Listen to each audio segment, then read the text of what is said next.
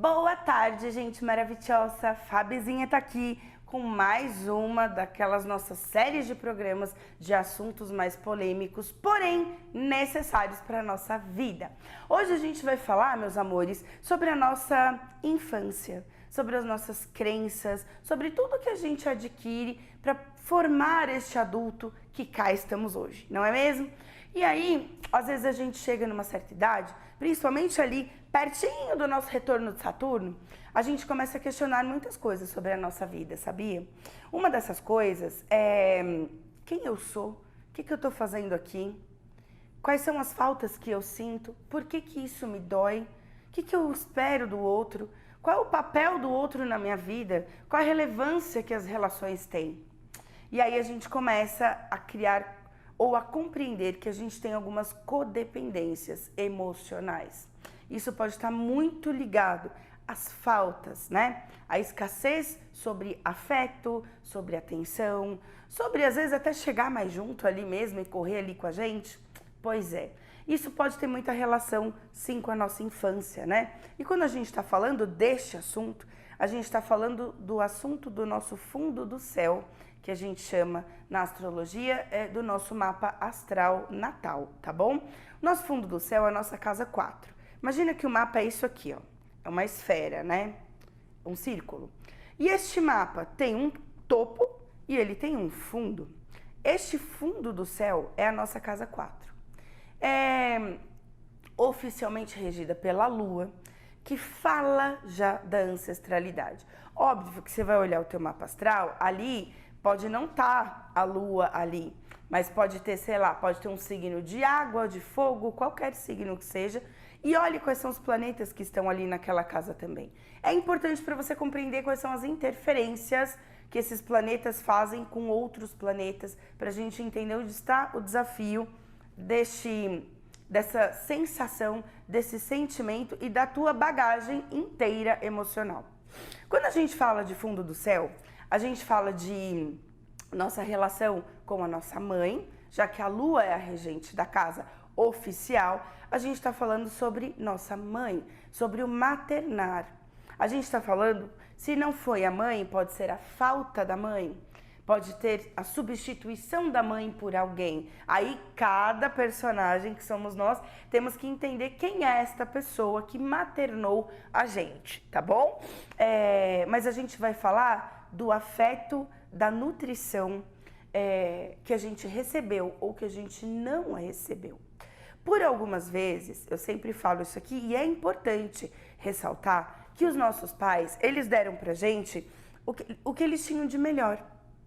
Era o que eles podiam dar.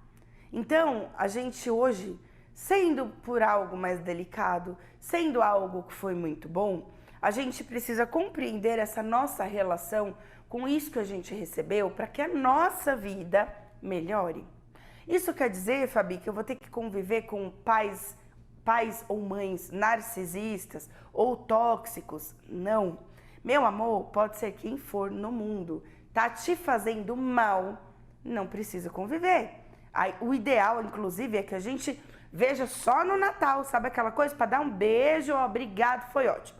Mas, em compensação, se a gente sente aquela falta e a gente sente que aquilo existe um elo emocional, existem curas também que estão por aí para trazer essa paz de espírito pra gente. Então, às vezes, a gente passa uma vida inteira chateadíssimo, com alguma coisa engasgada na garganta e a gente não fala isso, mas a gente guarda aquele rancor, seja do que for, isso vai fazer mal só pra você. Porque às vezes quem fez não tem nem a consciência de que fez e de como isso bateu aí dentro. Por isso que é importante diálogo e conversa. É muito importante que a gente tenha isso, não só com os nossos pais, mas com qualquer ser humaninho que esteja respirando de olho aberto na vida, tá bom? Então é isso, não guardem mágoas nem rancores. Uma outra coisa que é importante a gente olhar dessa coisa sobre as nossas feridas emocionais nas nossas relações. Quando a gente tem algum tipo de conturbação na nossa infância e adolescência, seja falta de ou excesso de, a gente reflete isso nos nossos relacionamentos, principalmente afetivos. Então, se você tem problemas em se relacionar, ou se as pessoas quais você atrai para se relacionar, elas trazem, elas são diferentes, muda o cenário, muda a carinha, mas às vezes o final da história ele anda se repetindo. É bom a gente olhar lá no nosso fundo do céu o que tem ali, quais são os desafios que existem ali, e olhar nossa casa 7 no mapa astral também é muito importante para que a gente entenda que tipo de pessoas eu estou atraindo, mas o melhor, para que eu preciso atrair essas pessoas? É para aprender? Então eu já vou aprender logo, amor, porque eu já vou pegar essas urucubaca e mandar tudo embora, porque a gente não é obrigado, vamos combinar? Mas o grande X da questão aqui é a consciência, eu ter a consciência sobre o que eu mereço, sobre o que me faltou e sobre o que eu me dou. Porque às vezes a gente passa uma vida projetando nas pessoas algo que só a gente pode se dar. A gente falou de ancestralidade, a gente falou de guardar mágoa ou rancor ou raiva ou qualquer sentimento de baixa vibração. A gente falou de como isso impacta nas minhas relações. Mas, verdadeiramente, você consegue identificar o que é que te fez falta? Às vezes, a rejeição, consciente ou não, ela traz danos pra gente. Tem gente que não consegue lidar com a rejeição. E não estamos aqui para julgar ninguém, cada um no seu processo e no seu tempo. Pelo contrário, se a gente puder acolher, melhor ainda. Às vezes, olhar para uma rejeição dói muito, a ponto da pessoa não conseguir controlar a própria dor. Então, a gente tem que ter mais empatia pelo próximo quando a gente for querer cutucar a ferida de alguém, né? Na verdade, a gente não pode chegar nem perto da ferida de alguém. A gente precisa respeitar esse momento, o que a gente puder fazer para ajudar essa pessoa é legal. Eu tenho amigas, eu já passei por isso, acho que quem nunca passou na vida, né? Uma dor de amor, sabe aquela dor assim de crush que você fala, ah, o meu mundo caiu, agora acabou, meu Deus, como fui trouxiane. De repente, a gente passa uns dias muito mal, a gente passa um ano muito mal, cada um tem seu tempo, e de repente a gente começa a melhorar, de repente a gente sai com uma amiga, de repente a gente conhece outra pessoa infinitamente mais interessante. E aí a gente vai começando a olhar pra trás e falar, gente, aí um belo dia você tromba com a criatura na rua, você fala, mentira, era por isso aqui que eu fiquei daquele jeito? Duvido que isso já não tenha acontecido com você. Comigo já aconteceu, gente, eu vou logo falar real. Só que é nesse momento que a gente fala assim, olha só como eu me precipitei em algumas situações, olha só pelo que eu sofri, ou seja, quando a gente tem o sentimento de falta, de escassez, quando a gente tem uma ferida emocional muito grande, a gente enxerga com um olhar de suprir aquilo a ferro e fogo. Porque a gente não quer sentir aquilo. A gente não quer admitir que aquela dor existe. A gente joga ela para debaixo de um tapete, a gente não quer olhar para ela. Então a gente finge que ela não existe. E essa é a pior coisa. Porque a hora que alguém levanta um pouquinho esse tapete, é uma dor imensa. E aí, nessa hora, até a gente se refazer de novo, é um trampo. Então, o que eu indico aqui para vocês? Quando a gente falar de padrões ancestrais, vamos quebrá-los. Vamos honrar a nossa ancestralidade, vamos amar, vamos trazer a força que a nossa família entregou já, né, de presente pra gente. Agora, o meu adulto, sabe discernir o que eu não quero levar disso. E aí tá o pulo do gato.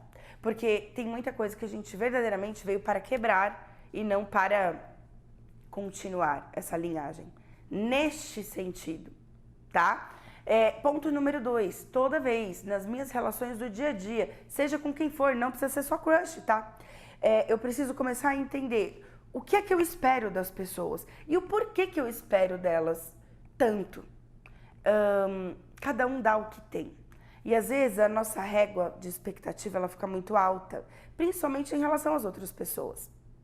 E aí aquilo não acontece, toda vez o meu mundo vai desmoronar, toda vez essa torre tem que bater, toda vez tem que doer tanto desse jeito. Aí é uma questão da gente se poupar, meu amor. Da gente ser esperta, da gente ser ligeira, da gente poupar o nosso próprio coração, a nossa própria vida. E como que a gente faz isso? Com muito amor, acolhimento e maturidade. Se você precisa fazer uma revisão de vida, se você precisa entender qual foi o ponto da sua vida, às vezes não é sobre lembrar o dia, a data, o horário e o que foi, mas às vezes tudo está relacionado sobre o que me faltou, do que é que eu sinto falta. Sabe que todo excesso é uma falta. E essa falta vai refletir em todas as minhas relações na minha vida, sejam afetivas ou não. E repara, aquilo que eu mais temo é aquilo que eu mais me deparo, porque a vida quer que você supere. Feridas emocionais precisam ser olhadas com muito carinho, com muita calma e com muito acolhimento. Uma vez que eu tenho consciência do que precisa ser mudado, eu consigo ressignificar essas situações na minha vida. E a ressignificação é essa possibilidade de encontrar um sentido diferente para isso. E somente assim a gente supera as nossas próprias dores, tá bom? O papo foi muito bom, eu espero muito que vocês tenham gostado. Ó, a gente se vê aí no próximo programa.